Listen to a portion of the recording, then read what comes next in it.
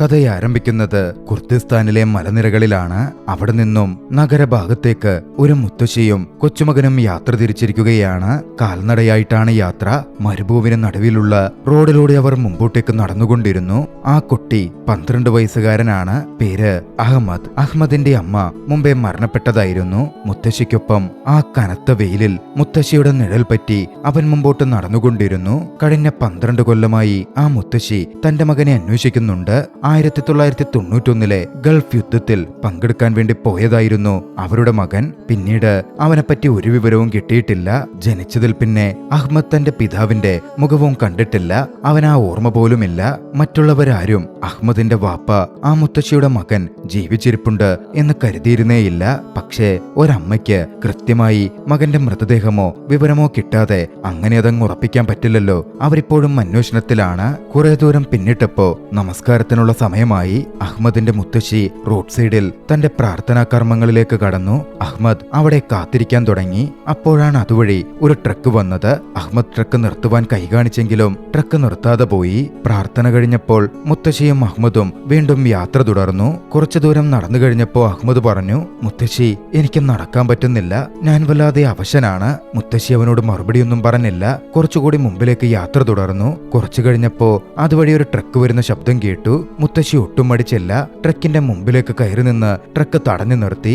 ആ truck driver അഹ്മദിന്റെ മുത്തശ്ശിയെ ഒരുപാട് ചീത്ത വിളിച്ചു. അഹ്മദ് ഈ സമയം ട്രക്കിന്റെ സമീപത്തെത്തി അദ്ദേഹത്തോട് തങ്ങൾ നഗരത്തിലേക്ക് പോവുകയാണെന്നും തങ്ങളെ അങ്ങോട്ടേക്ക് എത്തിക്കാൻ സഹായിക്കാമോ എന്നൊക്കെ ചോദിച്ചു. ഏത് നഗരത്തിലേക്കാണ് പോകുന്നത് എന്നായിരുന്നു ഡ്രൈവറുടെ മറുചോദ്യം. ആ നഗരത്തിന്റെ പേര് പറഞ്ഞതും ഡ്രൈവർ അഹ്മദിനെ ഒച്ചയെടുത്തു. നിങ്ങളെന്ത് പൊട്ടത്തരമായി പറയുന്നേ? ആ നഗരം 1000 കിലോമീറ്റർ അപ്പുറത്താണ്. നിങ്ങൾ കാൽനടയായിട്ട് അവിടം വരെ പോകുന്നെന്നോ? എന്തൊരു വിഡ്ഢിത്തം!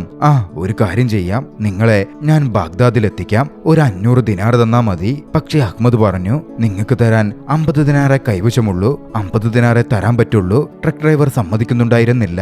അപ്പോഴേക്കും മുത്തശ്ശി അങ്ങോട്ടേക്ക് വന്നു. ട്രക്ക് ഡ്രൈവറിന് 500 ദിനാർ കൊടുത്തു. അവരങ്ങനെ ആ ട്രക്കിന്റെ പിന്നിൽ കയറി. ട്രക്ക് നഗരം ലക്ഷ്യമാക്കി ബാഗ്ദാദ് ലക്ഷ്യമാക്കി യാത്ര തിരിച്ചു.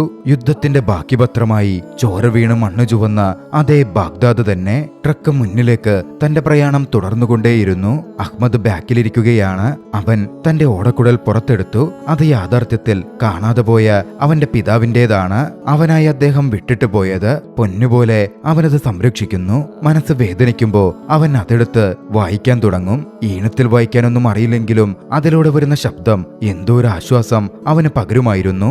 അന്നും അഹ്മദ് ട്രക്കിലിരുന്ന് ഓടക്കുഴൽ ഊതാൻ തുടങ്ങി. പക്ഷെ ആ ട്രക്ക് ഡ്രൈവർക്ക് അതൊന്നും അത്ര രസിക്കുന്നില്ല. അപശബ്ദമാണ് വരുന്നത് എന്നാണ് അയാൾ പറയുന്നത്. അതെടുത്തു വെക്കാൻ അയാൾ ആവശ്യപ്പെട്ടു. അതോടെ അഹ്മദ് ആ ഫ്ലൂട്ട് എടുത്തു വെച്ചു. കുറച്ചു കഴിഞ്ഞപ്പോ ട്രക്ക് അവർ ഒരിടത്തൊതുക്കി. ട്രക്കിന് ചെറിയൊരു കംപ്ലൈന്റ് വന്നിരുന്നു. മുത്തശ്ശി ആ സമയം കൊണ്ട് ഒരു വശത്തായി തന്റെ പ്രാർത്ഥനകൾ നിർവഹിച്ചു. ട്രക്ക് ഡ്രൈവർ ട്രക്കിന് കുറച്ച് വിശ്രമം കൊടുത്ത് അവിടെ നിൽക്കുകയാണ്. അദ്ദേഹം അഹ്മദുമായി സംസാരിക്കാൻ തുടങ്ങി. നിന്റെ ഉമ്മ എവിടെ? അയാൾ ചോദിച്ചു. ഞാൻ ജനിച്ചപ്പോഴേ എന്റെ ഉമ്മ മരണപ്പെട്ടതാണ്, അഹ്മദ് മറുപടി കൊടുത്തു. അപ്പോ നിന്റെ വാപ്പയോ? എന്റെ വാപ്പ ഒരു പോരാളിയായിരുന്നു. അദ്ദേഹത്തെ തിരഞ്ഞ ഞങ്ങൾ പോയിക്കൊണ്ടിരിക്കുന്നത്. എനിക്കും എന്റെ വാപ്പയെപ്പോലെ വലിയൊരു പോരാളിയാകണം, ഒരു യോദ്ധാവാകണം. വൈകാതെ അവർ വീണ്ടും യാത്ര തുടർന്നു. യാത്ര ഒരു അമേരിക്കൻ ചെക്ക് പോസ്റ്റിലെത്തി. അമേരിക്കൻ പട്ടാളക്കാർ വളരെ രൂക്ഷമായിട്ടാണ് ട്രക്കുകൾ ചെക്ക് ചെയ്യുന്നതും മറ്റും. അന്ന് രാത്രി അതിനോടടുത്തൊരു പ്രദേശത്ത് അവർ ക്യാമ്പ് ചെയ്തു. അടുത്ത ദിവസം പുലർച്ചെ യാത്രയ്ക്കൊടുവിൽ അവർ ബാഗ്ദാദ് എന്ന യുദ്ധത്തിൽ തകർന്ന നഗരത്തിലേക്ക് എത്തിച്ചേർന്നു. അഹ്മദും മുത്തശ്ശിയും ഇറങ്ങി. ട്രക്ക് ഡ്രൈവർ പുറത്തു വന്നു. അവരുടെ കാര്യങ്ങളെല്ലാം മനസ്സിലാക്കിയിരുന്ന ട്രക്ക് ഡ്രൈവർ അവരിൽ നിന്ന് വാങ്ങിയ 500 ദിനാർ അവർക്ക് തിരികെ കൊടുത്തു. പക്ഷേ മുത്തശ്ശി അത് വാങ്ങുന്നുണ്ടായിരുന്നില്ല. ഇത് നിങ്ങൾക്ക് അർഹതപ്പെട്ടതാണ്, അത് പറഞ്ഞ് അവർ നടന്നു നീങ്ങാൻ തുടങ്ങി. ട്രക്ക് ഡ്രൈവർക്കും അത് വാങ്ങാൻ മനസ്സ് വന്നില്ല. ആ തുക അദ്ദേഹം അഹ്മദിന്റെ കയ്യിൽ ഏൽപ്പിച്ചു. പിന്നാലെ അവിടെ നിന്ന് ട്രക്ക് എടുത്തു പോവാൻ തുടങ്ങിയ ആ ഡ്രൈവറോട് അഹ്മദ് തന്റെ നന്ദി അറിയിച്ചു. അവരങ്ങനെ ബാഗ്ദാദിലെ ബസ് സ്റ്റേഷനിലെത്തി. അവിടെ നിന്നും അവർക്ക് പോവേണ്ടുന്ന ആ നഗരത്തിലേക്ക് ബസ് കിട്ടും. ഇറാഖിന്റെ തെക്കുദേശത്തുള്ള നഗരം. പക്ഷേ ബസ് വരാൻ സമയമുണ്ട്. അവർ അവിടെ കാത്തിരിക്കാൻ ആരംഭിച്ചു. കുറച്ചു കഴിഞ്ഞ് മുത്തശ്ശി തന്റെ ഭാണ്ഡക്കെട്ടിൽ നിന്നും ഒരു കത്തെടുത്തു. ആ കത്ത് അഹ്മദിന് കൊടുത്തുകൊണ്ട് അതൊന്ന് വായിച്ചു കേൾപ്പിക്കാൻ പറഞ്ഞു. അഹ്മദിന്റെ അച്ഛനെ പറ്റി വിവരം കിട്ടിയ ഒരു കത്തായിരുന്നു അത്. അതും കുറെ വർഷങ്ങൾക്ക് മുമ്പ്. എന്റെ മുത്തശ്ശി, ഈ കത്ത് എത്ര തവണയെന്ന് വെച്ചാ വായിക്കുന്നേ? ഞാനിപ്പോ തന്നെ ഒരു 100 തവണ കൂടുതൽ വായിച്ചിട്ടുണ്ടത്. ഒന്നുകൂടി വായിക്കുന്ന മട്ടിൽ മുത്തശ്ശി അഭ്യർത്ഥിച്ചപ്പോ അഹ്മദ് അതിന് തയ്യാറായി. ആ കത്തിലെ വാചകങ്ങൾ സൂചിപ്പിച്ചത് ഏകദേശം ഇപ്രകാരമായിരുന്നു: എന്റെ പേര് യൂസഫ് എന്നാണ്. ഞാനും നിങ്ങളുടെ മകനും ഒരേ ക്യാമ്പിലായിരുന്നു, അമേരിക്കൻ പട്ടാളത്തിനെതിരെ പടപൊരുതുന്ന ക്യാമ്പിൽ. പക്ഷേ അമേരിക്കൻസ് ഞങ്ങളുടെ ക്യാമ്പ് ആക്രമിച്ചു. നിങ്ങളുടെ മകൻ അറസ്റ്റ് ചെയ്യപ്പെട്ട് നഗരത്തിലെ ജയിലിൽ അടയ്ക്കപ്പെട്ടു. ആ കത്ത് കിട്ടിയ ശേഷം അഹ്മദിന്റെ മുത്തശ്ശി മകനെ തിരഞ്ഞുള്ള യാത്രയിലാണ്. അഹ്മദ് കത്ത് വായിക്കുന്ന കേട്ടിരുന്ന് മുത്തശ്ശിയൊന്ന് മയങ്ങിപ്പോയിരുന്നു. ഈ സമയം അഹ്മദ് ഒരു കാഴ്ച കണ്ടു. അവന്റെ അതേ പ്രായത്തിലുള്ള ഒരു കുട്ടി അവിടെ എന്തൊക്കെയോ കച്ചവടം ചെയ്യാൻ ശ്രമിക്കുന്നു.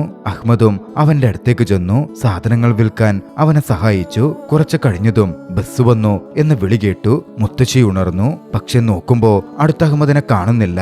അവരൊന്ന് പാനിക്കായി ചുറ്റിലും അഹ്മദിനെ തിരയാൻ തുടങ്ങി. ഒടുവിൽ കുട്ടിക്കൊപ്പം കച്ചവടം ചെയ്തു നിന്ന അഹ്മദിനെ മുത്തശ്ശി കണ്ടെത്തുകയാണ്.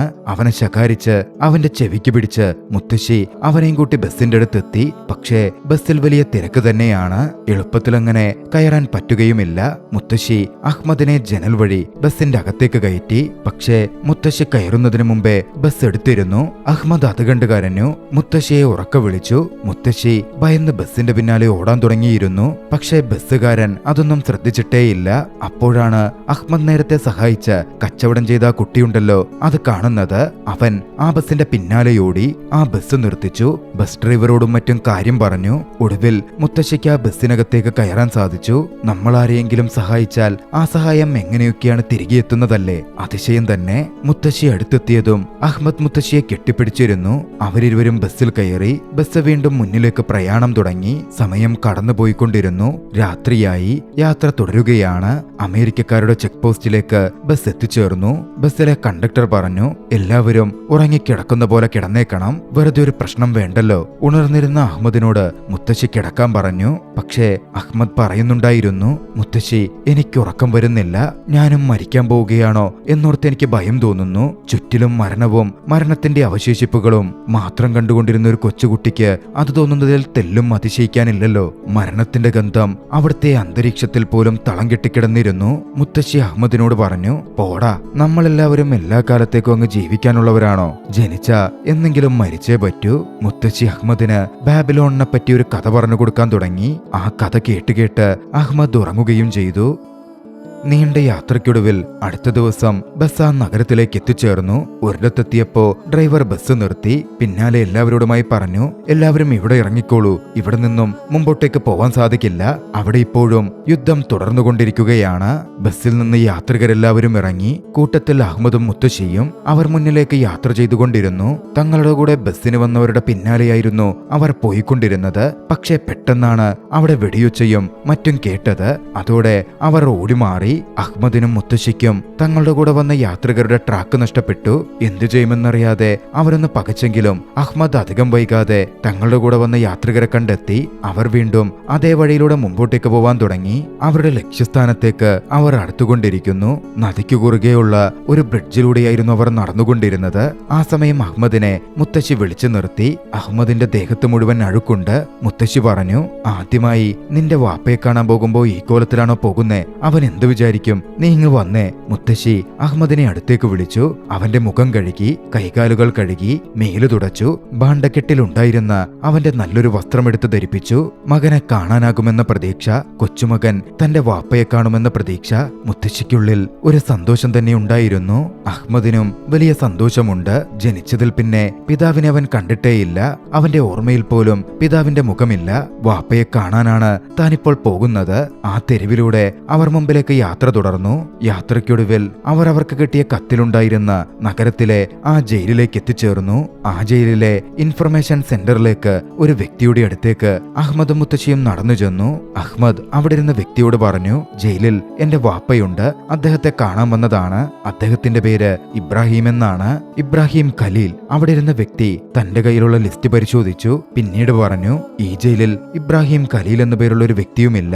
നിങ്ങളൊരു കാര്യം ചെയ്യൂ, ഇവിടെ അടുത്ത് വലിയൊരു മാസ് ഗ്രേവ്, അതായത് കുറെ പേരുടെ മൃതദേഹങ്ങൾ യുദ്ധത്തിനു ശേഷം കൂട്ടിയിട്ട് കുഴിച്ചു മൂടിയത് കണ്ടുകിട്ടിയിട്ടുണ്ട്. അവിടെ ചെന്നൊന്ന് പരിശോധിക്കൂ. അത് കേട്ടതും അഹ്മദിന് ദേഷ്യം വന്നു. നിയന്ത്രണം വിട്ടു. എന്റെ വാപ്പ മരിച്ചിട്ടില്ല, പിന്നെ ഞാൻ എന്തിനാ അവിടെ പോയി നോക്കുന്നേ? അവൻ അയാളോട് അലറിക്കൊണ്ട് ചോദിച്ചു. അഹ്മദ് അവിടെ നിന്നോടി ഉപേക്ഷിക്കപ്പെട്ട ആ ജയിലിന്റെ ഓരോ ഭാഗത്തു ചെന്നും വാപ്പയെന്നുറക്ക വിളിക്കാൻ തുടങ്ങി. വാപ്പ, നിങ്ങളിത് എവിടെയാ? ജനിച്ചതിൽ പിന്നെ നിങ്ങളെ കണ്ട ഓർമ്മ പോലും എനിക്കില്ല. ഒരിക്കലെങ്കിലും എനിക്ക് നിങ്ങളെ ഒന്ന് കാണണം. വാപ്പ, എന്റെ വിളി കേൾക്ക്. കരഞ്ഞുകൊണ്ട് കുട്ടിയായ പാവം അഹ്മദ് ഉപേക്ഷിക്കപ്പെട്ട ആ ജയിലിന്റെ ഭാഗങ്ങളിലൂടെ ഓടി നടന്നു. പക്ഷേ അവിടെ എങ്ങും തന്നെ അവന്റെ വാപ്പയുടെ ഒരു വിവരവും ഉണ്ടായിരുന്നില്ല. അഹ്മദിന്റെ കണ്ണുകൾ നിറഞ്ഞു. യുദ്ധത്തിനു ശേഷം കുടുംബം തന്നെ ഇല്ലാതായ ആയിരക്കണക്കിന് ഇറാഖിലെ കുട്ടികളെപ്പോലെ മുത്തശ്ശിയും ആ ജയിലിന്റെ ഓരോ ജനലഴികൾക്കും അടുത്തു ചെന്ന് മകന്റെ പേരുറക്ക വിളിക്കുന്നുണ്ടായിരുന്നു. ഒരുപക്ഷെ ആരെങ്കിലും തന്റെ വിളി ഒന്ന് കേൾക്കുമോ, തന്റെ മകൻ ജീവനോടെ ഉണ്ടാകുമോ എന്ന ഒരു പ്രതീക്ഷ. മോനെ, നിന്റെ മോൻ എന്റെ കൂടെയുണ്ട്. ഒരിക്കലെങ്കിലും നിനക്ക് നിന്റെ മോനെ ഒന്ന് കാണണ്ടേ? എവിടെയാടാ? നീ പറയടാ. ആ ഉമ്മ തന്റെ മകനെ അന്വേഷിച്ചുകൊണ്ടേയിരുന്നു. കുറച്ചു കഴിഞ്ഞ് മുത്തശ്ശിയും അഹമ്മദും അടുത്തടുത്തെത്തി. മുത്തശ്ശി അവിടുത്തെ നിലത്തു നിന്നും ഒരു പിടി മണ്ണുവാരി മണത്തു. ശേഷം പറഞ്ഞു, മോനെ, നിന്റെ വാപ്പയുടെ ഗന്ധം എനിക്ക് ഈ മണ്ണിൽ നിന്ന് കിട്ടുന്നുണ്ട്. വീണ്ടും മകനെ തേടി അവരുടെ യാത്ര തുടർന്നുകൊണ്ടിരുന്നു. നീണ്ട യാത്രയും മറ്റു കാര്യങ്ങളും അഹ്മദിന്റെ മുത്തശ്ശിയെ വല്ലാതെ അവശതയിലാക്കിയിരുന്നു. അവർ റോഡ് സൈഡിൽ കുറച്ചുനേരം വിശ്രമിച്ചു. ശേഷം വീണ്ടും ബസ് പിടിച്ച് തങ്ങളുടെ യാത്ര തുടർന്നു. ആ ബസ്സിൽ വെച്ചാണ് മൂസ എന്നു പേരുള്ള ഒരു വ്യക്തിയെ അഹ്മദ് പരിചയപ്പെടുന്നത്. അയാൾ നല്ലൊരു മനുഷ്യനായിരുന്നു. അഹ്മദിനും മുത്തശ്ശിക്കും അദ്ദേഹം കയ്യിലുണ്ടായിരുന്ന കുറച്ച് ഓറഞ്ചുകൾ കൊടുത്തു. പുറത്തെ മണലാരണ്യത്തിലേക്ക് നോക്കിക്കൊണ്ട് അഹ്മദ് പ്രതീക്ഷകൾക്ക് തന്റെ ഉള്ളിൽ വിത്തുകൾ പാകി. വാപ്പയെ എവിടെ നിന്നെങ്കിലും കണ്ടുകിട്ടും അവൻ പ്രതീക്ഷിച്ചു. നീണ്ട യാത്രയ്ക്കൊടുവിൽ ഒരിടത്തെത്തിയപ്പോ ബസ് ബ്രേക്ക് ഡൗൺ ആയി. എല്ലാവരും ബസ്സിൽ നിന്നിറങ്ങി. അവർ വീണ്ടും മുന്നിലേക്ക് നടക്കാൻ തുടങ്ങി. ഇത്തവണ അവർക്കൊപ്പം മൂസയുമുണ്ട്. ആ യാത്രയിൽ അവർക്കൊരു സഹയാത്രികനെ ലഭിച്ചിരിക്കുന്നു. മുന്നോട്ട് നടക്കുന്നതിനിടയിൽ അവർക്കൊരു വിവരം ലഭിച്ചു. ആ പ്രദേശത്ത് തിരിച്ചറിയപ്പെടാത്തൊരു മൃതദേഹം കിട്ടിയിരിക്കുന്നു. ആ മൃതദേഹം അടുത്തുള്ള പള്ളിയിൽ സൂക്ഷിച്ചിട്ടുണ്ട്. മുത്തശ്ശിക്ക് ഒരു വല്ലായിക തോന്നി. ഒരുപക്ഷെ അത് തന്റെ മകന്റെ മൃതദേഹമാകുമോ? അവർ അടുത്തുള്ള പള്ളിയിലേക്ക് ചെന്നു. അവിടുത്തെ ഇമാമിനെ കണ്ടു. ഇമാമിനോട് ആ മൃതദേഹം ഒരു നോക്ക് കണ്ട് തന്റെ മകനാണോ എന്നുറപ്പിച്ചോട്ടെ എന്ന കാര്യം അവർ അപേക്ഷിച്ചു. പക്ഷേ കൂട്ടത്തിൽ മറ്റ് പുരുഷന്മാരില്ല. അന്യപുരുഷന്റെ മൃതദേഹമാണെങ്കിൽ അതൊരു സ്ത്രീക്ക് നോക്കിക്കാണാൻ പാടുള്ളതുമല്ല. ഇമാം ആദ്യം അത് വിലക്കി. മുത്തശ്ശി അപേക്ഷിച്ചപ്പോ ഇമാം ഒടുവിൽ അതിന് സമ്മതിച്ചു. പക്ഷേ ആ മൃതദേഹം ഇബ്രാഹിമിന്റേതായിരുന്നില്ല. അവർ വീണ്ടും യാത്ര തുടർന്നു. സഞ്ചരിക്കാൻ ഇടയ്ക്കൊരു വാഹനവും കിട്ടി. ആ യാത്രക്കിടയിലാണ് അവരൊന്ന് കേൾക്കുന്നത്. ആ പ്രദേശത്ത് ഒരു മാസ് ഗ്രേവ് കണ്ടുകിട്ടിയിട്ടുണ്ടത്രേ. നൂറുകണക്കിന് മൃതദേഹങ്ങൾ ഒന്നിച്ചവിടെ കുഴിച്ചുമൂടപ്പെട്ടിട്ടുണ്ട്. ഇനിയെങ്ങാൻ തന്റെ മകന്റെ മൃതദേഹം അവിടെ ഉണ്ടാകുമോ എന്ന് ചിന്തിച്ച് മുത്തശ്ശി അഹമ്മദിനെയും കൂട്ടി അങ്ങോട്ടേക്ക് ചെന്നു. നിരവധി കുടുംബങ്ങൾ, നിരവധി ആളുകൾ തങ്ങളുടെ പ്രിയപ്പെട്ടവരെ തേടി അവിടെ ഉണ്ടായിരുന്നു. അന്തരീക്ഷത്തിൽ മുഴുവൻ കണ്ണുനീരിന്റെ ഗന്ധം പരന്നിരിക്കുന്നു. ജീർണിച്ച മൃതദേഹങ്ങളുടെ ഗന്ധത്തിനെ ും വിലപിക്കുന്ന സ്ത്രീകളുടെയും കുട്ടികളുടെയും വേദന നിറഞ്ഞ ആ കണ്ണീർ അവിടുത്തെ അന്തരീക്ഷത്തിന് ചൂടുപിടിപ്പിച്ചിരിക്കണം. അവർ അവിടെയെല്ലാം തന്നെ തിരച്ചിൽ നടത്തി. ഇബ്രാഹിമിന്റെ മൃതശരീരം അവിടെയും ഉണ്ടായിരുന്നില്ല. മുത്തശ്ശി വല്ലാതെ വിതുമ്പാൻ തുടങ്ങിയിരുന്നു. അഹ്മദ് വന്ന് മുത്തശ്ശിയെ കെട്ടിപ്പിടിച്ചു. എന്നിട്ട് വിതുമ്പലോടെ പറഞ്ഞു, മുത്തശ്ശി വിഷമിക്കണ്ട. എന്റെ വാപ്പ എവിടെയുണ്ടെങ്കിലും ഞാൻ അദ്ദേഹത്തെ കണ്ടെത്തും. അവിടെ നിന്നും മൂസയ്ക്ക് മറ്റൊരു വഴിയിലേക്കായിരുന്നു പോവേണ്ടിയിരുന്നത്. അഹ്മദും മുത്തശ്ശിയും വീണ്ടും യാത്ര തുടരുകയാണ്. പോകുന്നതിന് മുമ്പ് മൂസ ഒരു അഡ്രസ് എഴുതി അഹ്മദിന്റെ കയ്യിൽ കൊടുത്തു. എന്തെങ്കിലും ആവശ്യം വന്നാൽ മറ്റെവിടെയും പോവാനില്ലെങ്കിൽ ഈ അഡ്രസ്സിലേക്ക് പോയാൽ മതി. മൂസ പ്രത്യേകം പറഞ്ഞു. അഹ്മദും മുത്തശ്ശിയും യാത്ര തിരിച്ചു. യാത്രയ്ക്കൊടുവിൽ അവർ എത്തിച്ചേർന്നത് മറ്റൊരു മാസ് ഗ്രേവിലേക്കായിരുന്നു. അതിനോടകം അവിടെ മറ്റു പല ആളുകളും എത്തിച്ചേർന്നിരുന്നു. അഹ്മദിനെ പോലെയും അഹ്മദിന്റെ മുത്തശ്ശിയെപ്പോലെയും നിരവധി പേർ. അവരൊക്കെ കുഴിച്ചു മൂടപ്പെട്ട തങ്ങളുടെ ബന്ധുമിത്രാദികളുടെ സ്കെലിറ്റൻസെങ്കിലും കിട്ടുമോ എന്നറിയുവാൻ വേണ്ടി വന്നിരിക്കുന്നവരാണ്.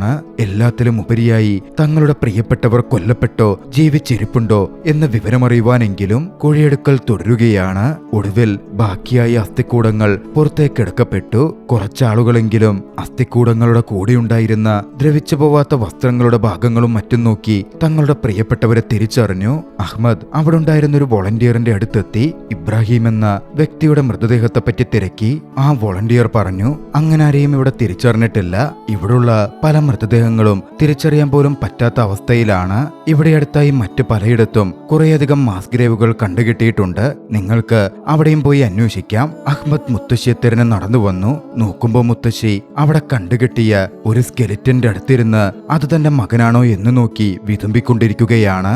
അഹ്മദ് മുത്തശ്ശിയെ ആശ്വസിപ്പിച്ചു. മുത്തശ്ശിയോട് വിതുമ്പിക്കൊണ്ട് പറഞ്ഞു, നോക്കു മുത്തശ്ശി, ഇതെന്റെ വാപ്പയല്ല, ഇയാളുടെ പേര് ഒമർ എന്നാണ്. തൊട്ടപ്പുറത്തുള്ള സ്കെലിറ്റൻ നോക്കി അത് ചൂണ്ടി അവൻ പറഞ്ഞു, ദേ ഇത് ഇയാളുടെ പേര് ജുവാദ് എന്ന. മുത്തശ്ശി വാ, നമുക്ക് ഇവിടുന്ന് പോവാം. മുത്തശ്ശിയെ എങ്ങനെയെങ്കിലും ആശ്വസിപ്പിച്ച് അവിടെ നിന്ന് കൊണ്ടുപോകണം എന്നേ അഹമ്മദിനുണ്ടായിരുന്നുള്ളൂ.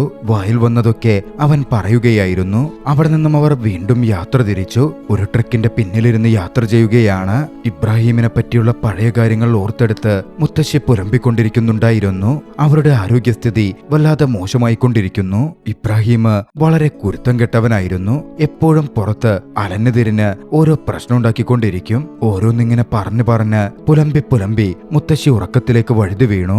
അഹ്മദും മുത്തശ്ശിയുടെ മടിയിൽ കിടന്നു മയങ്ങി. വാഹനം കുറച്ചധിക ദൂരം മുമ്പോട്ടേക്ക് സഞ്ചരിച്ചിരുന്നു. പെട്ടെന്ന് ഒന്ന് മയക്കം ഞെട്ടിയപ്പോൾ അഹ്മദ് അടുത്തിരുന്ന സ്ത്രീയോട് ചോദിച്ചു, നമ്മളിപ്പോ എവിടെയെത്തി? അവർ പറഞ്ഞു, നമ്മളിപ്പോൾ ഉള്ളത് ബാബിലോണിലാണ്. ബാബിലോൺ കൊട്ടാരവും മറ്റും അഹ്മദ് നോക്കിക്കണ്ടു. സന്തോഷത്തോടെ അത് കണ്ടി അവൻ മുത്തശ്ശിയെ വിളിച്ചുണർത്താൻ ശ്രമിച്ചിട്ട് പറഞ്ഞു, മുത്തശ്ശി നോക്ക്, നമ്മൾ ബാബിലോണിന്റെ ഗേറ്റിലെത്തി. മുത്തശ്ശി പറഞ്ഞു തന്ന കഥയിലെ ബാബിലോൺ. അഹ്മദ് എത്ര വിളിച്ചിട്ടും മുത്തശ്ശി ഉണരുന്നുണ്ടായിരുന്നില്ല. ഈ ലോകത്തെ ദുരിതങ്ങളൊക്കെ ബാക്കിയാക്കി മറ്റേതോ ലോകത്തേക്ക് അവർ പോയി കഴിഞ്ഞിരുന്നു. അവരിനി ഒരിക്കലും ഈ ലോകത്തിലെ കൂട്ടശ്മശാനങ്ങളുടെ ഇടയിൽ തന്റെ മകന്റെ മൃതദേഹം തിരയുകയില്ല. റെസ്റ്റ് ഇൻ പീസ്, ഇനിയെങ്കിലും സമാധാനത്തിൽ വിശ്രമിക്കൂ എന്ന് പറയാൻ പാകത്തിന് അവരുടെ ആത്മാവിന് ശാന്തി പോലും കിട്ടിയിട്ടുണ്ടോ എന്ന് പോലും വ്യക്തമല്ല. അഹ്മദ് തന്റെ മുത്തശ്ശിയെ വിളിച്ച് വലിയ വായിൽ കരഞ്ഞു. മുത്തശ്ശി എഴുന്നേക്ക്, ഞാൻ എന്റെ വാപ്പയെ പോലും കണ്ടിട്ടില്ല. മുത്തശ്ശി പോയാ എനിക്കാരാ ഇനി ഭക്ഷണം തരിക? ഞാൻ ആരോടാ ഓരോ കാര്യങ്ങൾ ചോദിക്കുക? അഹ്മദിന്റെ കരച്ചിൽ അവിടുത്തെ അന്തരീക്ഷത്തിൽ അലയടിച്ചു. അവൻ കുറേയധികം കരഞ്ഞു. കുറച്ചു കഴിഞ്ഞതും പിതാവിന്റെ ഓടക്കുഴൽ പുറത്തെടുത്തു. അത് വായിക്കാൻ തുടങ്ങി. വേദനയുടെ സംഗീതം അവിടുത്തെ വായുവിൽ അലയടിച്ച് ഒഴുകി നടന്നുകൊണ്ടിരുന്നു. ആ ദൃശ്യങ്ങളോടെ ചലച്ചിത്രം അവസാനിക്കുന്നു. ഹൃദയഭേദകമായ സൺ ഓഫ് ബാബിലോൺ എന്ന ചലച്ചിത്രം നിങ്ങൾക്കിഷ്ടമായെങ്കിൽ വീഡിയോ ലൈക്ക് ചെയ്യുക. അഭിപ്രായങ്ങളും നിർദ്ദേശങ്ങളും കമന്റുകളിൽ രേഖപ്പെടുത്തുക. ചാനൽ സബ്സ്ക്രൈബ് ചെയ്തും കൂട്ടുകാർക്ക് ഷെയർ ചെയ്തു കൊടുത്തും ഞങ്ങളെ സപ്പോർട്ട് ചെയ്യുക. അടുത്ത എപ്പിസോഡിൽ മറ്റൊരു മികച്ച ചലച്ചിത്രവുമായി നമുക്ക് കണ്ടുമുട്ടാം. അതുവരെ ബൈ.